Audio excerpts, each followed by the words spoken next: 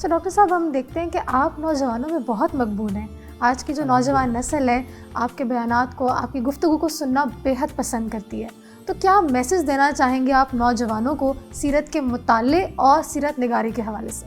دیکھیں، رسول اللہ صلی اللہ علیہ وسلم کی زندگی کے تعلق سے جب بھی ہم پڑھنے کی طرف آمادہ ہوتے ہیں، ہمارا ذوق ڈیولپ ہوتا ہے، تو ہم یہ دیکھتے ہیں کہ ہم سرکار دو عالم صلی اللہ علیہ وسلم کی زندگی کو ایک عظیم الشان خاتم النبیین کے طور پر تو ان کی زندگی کو لیتے ہیں، اور ان کا جو مقام اور منصب ہے اللہ کی مخلوق میں، یعنی اللہ کی ساری مخلوق میں جو سب سے افضل ترین اللہ نے آپ کو مقام اور منصب عطا فرمایا ہے، ہم اس تصور کو ذہن میں رکھتے ہوئے حضور کی زندگی کو پڑھتے ہیں. یقیناً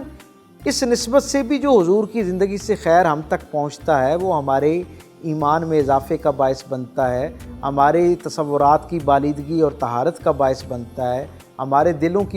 کو پاک کرنے کا ذریعہ بنتا ہے. یہ جو ہمارے اور ہمارے رب کے درمیان ایک غفلت کی چادر آ جاتی ہے ہمارے اعمال کی وجہ سے، اس کو دور کرنے کا ذریعہ بنتا ہے. لیکن میں اپنے نوجوانوں سے یہ بات کہوں گا کہ آپ رسول اللہ صلی اللہ علیہ وسلم کی زندگی کو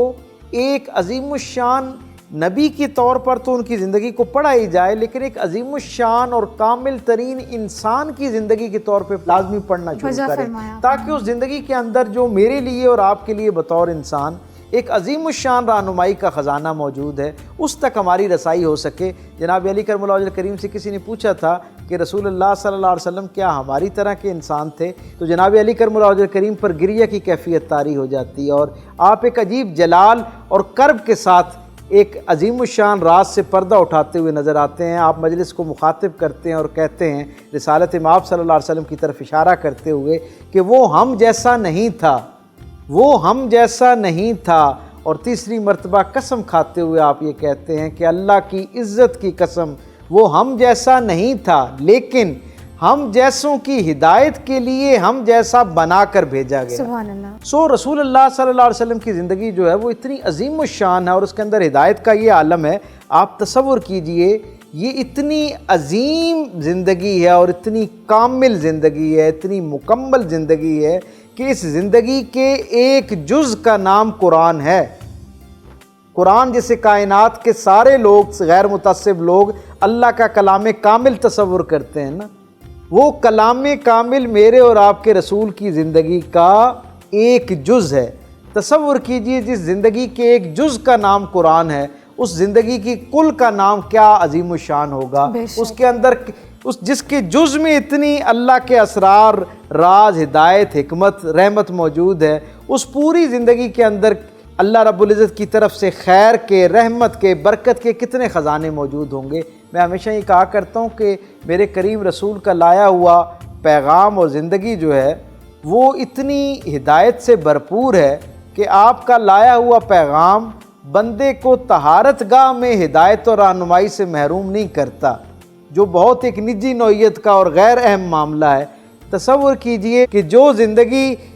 آپ کو طہارت گاہ میں ہدایت اور رہنمائی سے محروم نہیں کرتی ہے، وہ زندگی کے بڑے فیصلوں اور بڑے معاملات میں آپ کو ہدایت کے بغیر کیسے چھوڑ دیتی ہے. صرف ضرورت اس امر کی ہے کہ اپنی زندگی کو سامنے رکھتے ہوئے جب آپ رسول اللہ صلی اللہ علیہ وسلم کی زندگی کی طرف متوجہ ہوتے ہیں تو آپ کو آپ کی زندگی میں آنے والی الجھنوں کی سلجھن ملنا شروع ہو جاتی ہے. آپ کے ذہن میں اٹھنے والے سوالات کے جوابات از خود آپ کے سامنے جو ہیں وہ روشنی بن کر کھڑے ہونا شروع ہو جاتے ہیں اور آپ کو راہ دکھانا شروع کر دیتے ہیں. ڈاکٹر صاحب آپ نے بہت خوب فرمایا. اچھا ڈاکٹر صاحب مجھے یہ بتائیے گا کہ ہم اپنی روزمرہ کی نارمل لائف میں، روٹین والی زندگی میں نبی کریم صلی اللہ علیہ وسلم کی زندگی سے اپنے آپ کو کیسے ریلیٹ کر سکتے ہیں، کن چیزوں کو سیکھ سکتے ہیں؟ بہت اچھا اور بنیادی سوال. یہ ہمارے زمانے میں کم و بیش ہر دوسرا آدمی جو رسول اللہ صلی اللہ علیہ وسلم کی زندگی کے ساتھ جڑنا شروع کرتا ہے اس کے ذہن میں پہلا خیال یہی آتا ہے کہ ایک ایسی زندگی جو آج سے لگ بھگ 1500 سال پہلے کی زندگی ہے وہ اپنے زمانے کے اعتبار سے بہترین زندگی ہوگی، لیکن میں جو اس جدید معاشرے میں سانس لے رہا ہوں،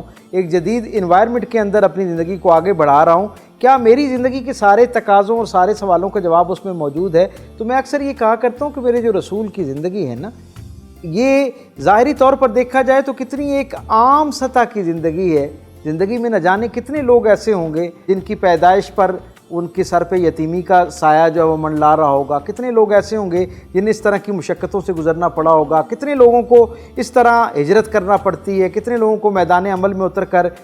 یعنی جسے کہتے ہیں نا کہ زمانے کی تکلیفوں کا سامنا کرنا پڑتا ہے، اور کتنے لوگوں کو کامیابی ملتی ہے۔ تو یہ ایک بظاہر ایک بالکل عام زندگی جو ہے ہمیں لگتی ہے، لیکن اس زندگی کی یہی خوبصورتی ہے کہ جتنا اس کے اندر ایک عام درجے کا ہمیں خیر نظر آتا ہے نا، اسی درجے کا اس کے اندر جب کوئی آدمی اپنے اپنے انداز سے سوچنا شروع کرتا ہے تو خاص درجے کا خیر بھی اس کو ملنا شروع ہو جاتا ہے۔ میرے رسول کی پوری زندگی جو ہے وہ استعارے پر مبنی ہے،